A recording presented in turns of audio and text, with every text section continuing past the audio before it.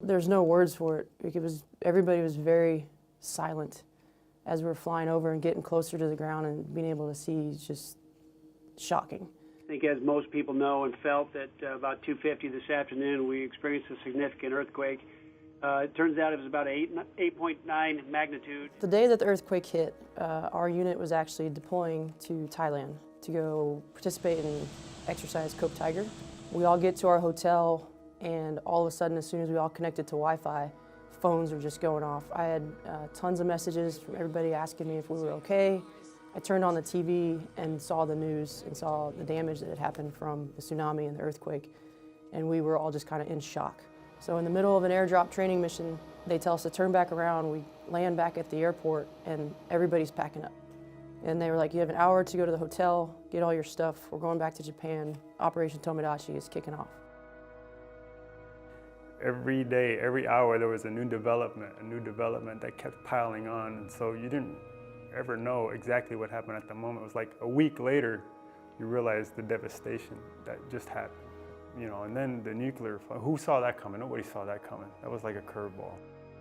The nuclear power plants had suffered a great deal of damage, and we were kind of concerned about the general populace abroad. And we started taking scans of the area, both near the power plant and also the surrounding areas in the towns nearby.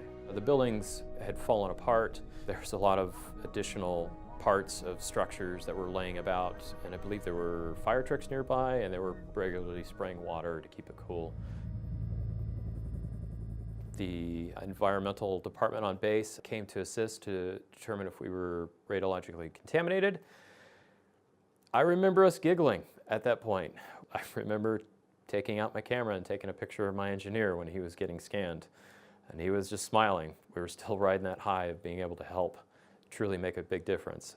To try to remember that one power plant that was damaged, we could remember it, but it kind of dwarfed in comparison of the amount of towns and deaths that occurred in the areas that we were in due to the tsunami itself. We basically took one of our crews out of alert and took off probably about 3 or so in the morning with 2 special tactics teams, 2 Humvees in the back of the airplane.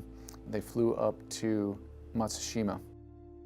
They had a reception team there waiting on them, and one special tactics team stayed there with them to set up some mobile comms and work with them to sort of expand the runway opening to them. And they did the roughly 20-mile overland drive to get from Matsushima to Sendai International Airport.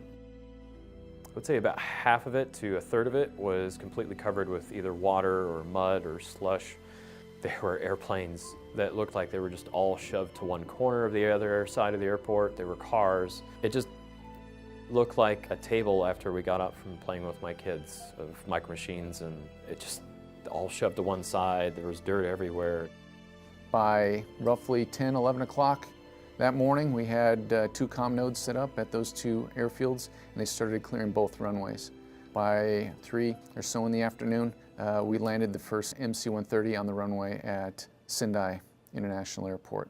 And that was the airport, if you recall, they had all that video evidence of the tsunami coming in off the ocean, because that airport sits right off the coast. Over the course of 2 weeks, they incrementally worked together with the Japanese airport managers, volunteers from the local community as well, and they incrementally flew in water, gasoline, diesel, forklifts. We brought in a bunch of material handling equipment and things to help them push and pull vehicles and trees and debris off the runway. And with each successive day, the usable runway kept getting bigger and bigger. It was a unique opportunity to see the resiliency of the Japanese people and how quickly they were recovering, and how we were able to kind of help facilitate that. Anytime we do these memorials, you know, I get a little choked up, because it was such a big event and it was so tremendous and impactful for everybody here. And being a part of Japan, you know, I'm not Japanese, but I feel like this is part of my family and being here. So it was very humbling, very sobering, and a little exciting to be able to contribute to help in the recovery efforts. Watching those Japanese people wait hours in line quietly for food or whatever, calmly, their mannerism toward each other in the crisis was very respectable. And I think it was It was an example for the world to follow. I think Tomodachi is, again, it's an unfortunate coincidence, but we all strive to be part of something bigger, and I think that was the opportunity for us to be part of something bigger. My crews, they jumped into it with both feet. They knew it was a serious situation, and didn't matter the time of day or that they were taking off and flying missions. They knew that they were contributing to a greater cause, and they took pride in that. Out on the beach, just short of the runway, there's a bunch of blown over trees, washed up trees, and it just looked like a big bunch of logs, but they spelled arigato on the beach. So that was sort of a welcoming sign to those crews. If something were to happen here again, I know that the United States will probably do anything in its power to help out, and I'd like to say it'd probably be the same way if the shoe were on the other foot. If we needed some support, that the Japanese would be there to help us as well.